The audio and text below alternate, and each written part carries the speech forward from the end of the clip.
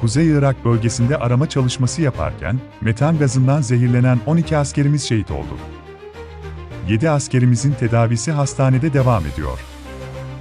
Dün şehitlerimizin olmasına bir haber bazı belediyelerin müzikli etkinliklere devam etmesi, vatandaşlar tarafından tepki çekti. Editörümüzün yorumu, şehitimiz için, sokaklarda ağıt yakan milletten, coşkulu konser verir olduk. Devletimizin, milletimizin kırmızı çizgilerini ne çabuk unuttuk.